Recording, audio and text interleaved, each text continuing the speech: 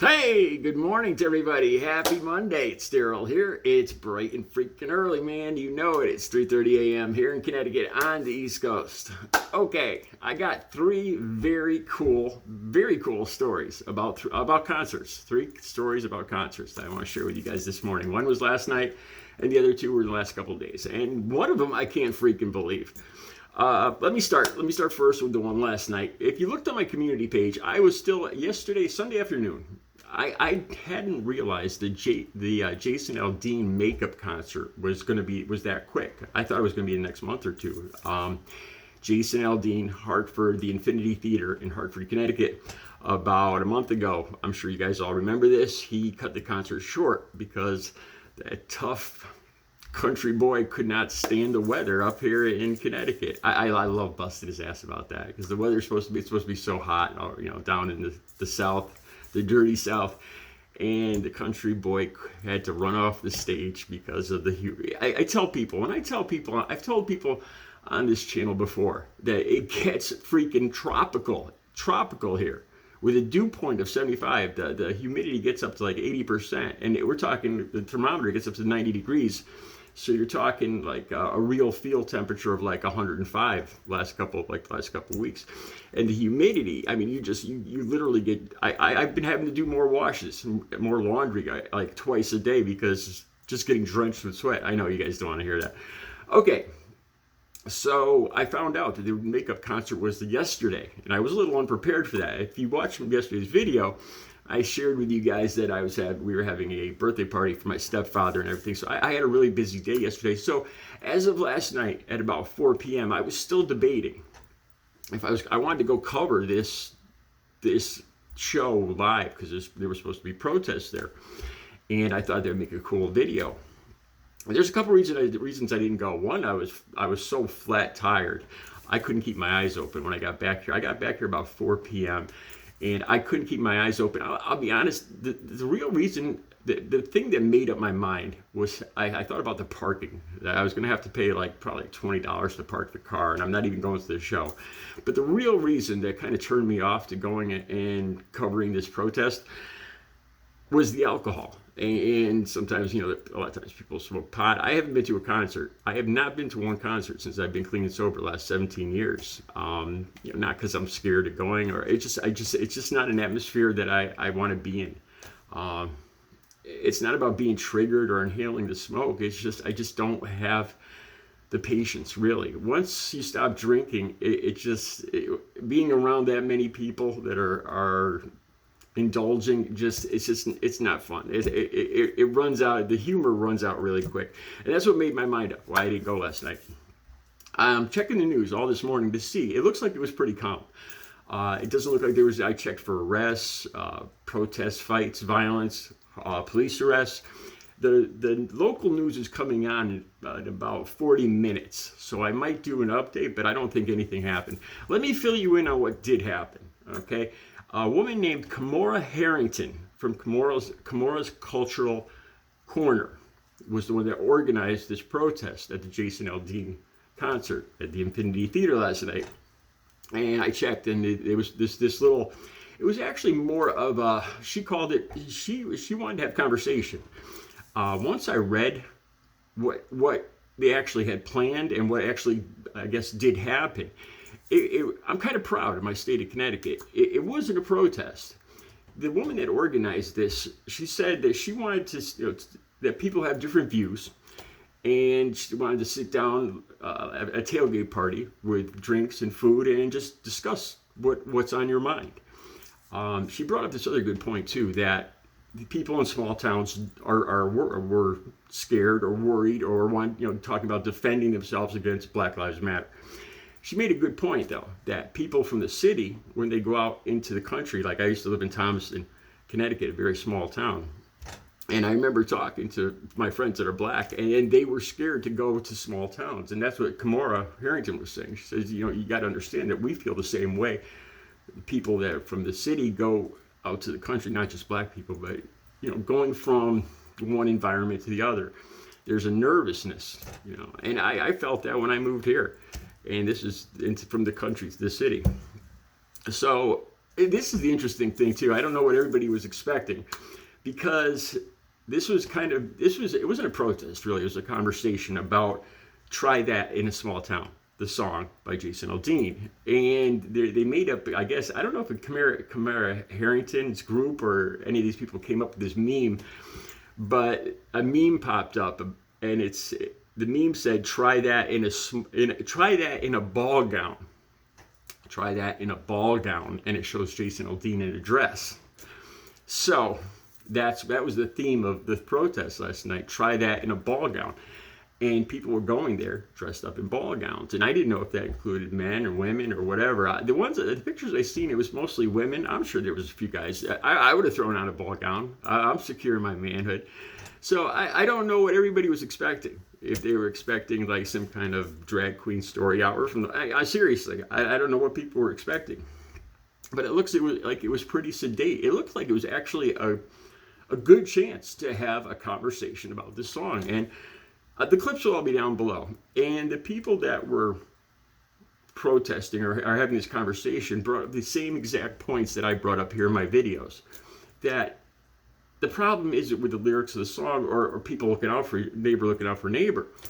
It's the location where this. If you read the history of this location and why Jason Aldean picked this particular location, and then you see the lyrics of the song mirror what happened back in 1927 about this young black guy coming in from out of town and being accused of breaking the law, and the townspeople coming together and taking his life, defending their small town. And you see, there's some people would call it a dog whistle, a racist dog whistle. And honestly, I'm one of those people. So as far as I know, I did not make it to the show last night, but I missed a good chance for a conversation with other people discussing my views and hearing other people's views. And it looks like it was pretty sedate. I'll let you know if anything else comes up about arrests or anything. Okay, next story is Cardi B. I don't know if you've seen this story yet. Cardi B, I got to be honest, I don't know one of her songs. I don't know anything about her. Concert in Las Vegas. I'll have the links right down below. Most people, this has been all over TMZ and like Variety and stuff like that. But really not too much on the news, the regular like news, CNN, Fox, and this. I don't know if it's been on Fox. Cardi B was at a Las Vegas concert, and there's a couple clips down below from a different angle. There was a woman holding a cup of beer or water or something, and Cardi B comes to the side of the stage, and the woman goes like this. I don't know if she was like intoxicated and like that, but it goes all over Cardi B, and she flips, and she takes her microphone and just tomahawks it right at the woman. And she had good aim. Apparently she hit the woman. There's another video where they shows it from behind, the reverse view, like you're standing behind the woman with the cup, and you see it from the other angle. And here's the interesting conversation that's come up about this. When I first saw this, I could still hear Cardi B sing. I was like, well, what's going to happen with the microphone? Is the microphone live? Are they going to take it? Are the people in the crowd going to be able to pick up that microphone and just say whatever they want on these walls of speakers? And I don't know if the microphone was live, but the thing that captured my attention was her lyrics. Her singing kept going on as she was standing there, all upset, and her bodyguards came over. So she obviously was lip syncing. That's what caught my attention right off the bat. See, I don't know Cardi B's songs or her voice. And when I saw this, I wasn't sure if it was backup singers or a backup singer still singing. I gave her the benefit of the doubt when I first saw this, but apparently it was the track. It was her voice, and it just kept continuing after she threw her microphone. So she was obviously lip syncing. There's been a lot of comparisons just in the last day to Milli Vanilli. If you remember Milli Vanilli from the 80s, they had a popular song. I can't remember what it was right off the top of my head. And they won a Grammy for this song, and turns out they didn't even write the song. They didn't sing the song. They couldn't sing to begin with. It was all a sham. And that's not really a fair comparison to Cardi B. Apparently, people have been coming to Cardi B's defense, saying a lot of artists do this these days. it's not fair to compare her to somebody who has absolutely no talent, doesn't write songs, doesn't sing, period, or it's an unfair. It's apples and oranges, and I kind of agree with that. But the problem I have, and I looked up some numbers this morning, and the average Cardi B concert ticket goes for about $139, or sometimes there's another page I looked up that says you could get an average floor seat for $80, and that's a lot of money to watch somebody lip sync.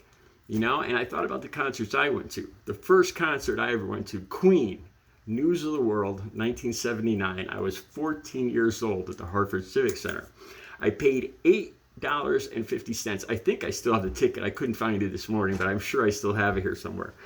$8.50. So I compared the money, and $1 in 1979 is worth $4.20 now. So in today's money, what I paid for that Queen ticket back in '79, I paid $8.50. Today it would be $37.80. So you see, man, the price of tickets has gone quadrupled, if not more. Faster than the speed of inflation or the dollar. So people today are paying a much more. People might argue that it costs more gas. I don't know, all that stuff, and who knows? And the concerts cost more to produce or whatever, but everything has gone up crazy. So people are paying way more than they did back in the 80s just to go out for a night and see a concert. That's my point. And hopefully the performers actually singing the song. If I'm going to throw down $150, I'd really like to hear the person actually perform the song if I'm going to pay them for them to perform the song. Okay, the next one. This is cool, man. I don't know a lot about Taylor Swift, but Taylor Swift concert in Seattle at the, let me see if I can find this here. It's the Seattle shows at Lumen Field on her recent Eras tour caused a freaking earthquake. I had to look this up, and apparently the seismologist, they had the seismograph, and he noticed.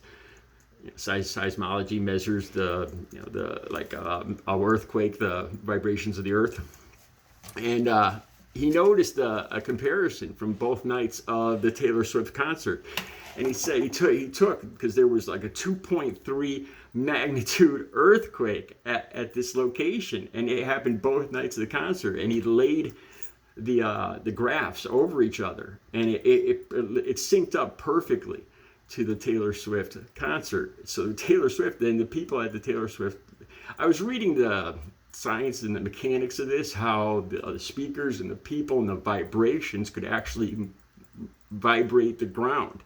The links will be down below. I won't get all into the science of this. And they compared this. This happened before at the same field. The Seattle Seahawks, Marshawn the Beast Lynch, back in 2011. Scored a touchdown, and the Seattle fans loved it so much. They made so much noise. There was actually seismology readings on that during that touchdown from the people cheering and jumping and stamping their feet and all that. I don't think it was as loud as the Taylor Swift 2.3 earthquake.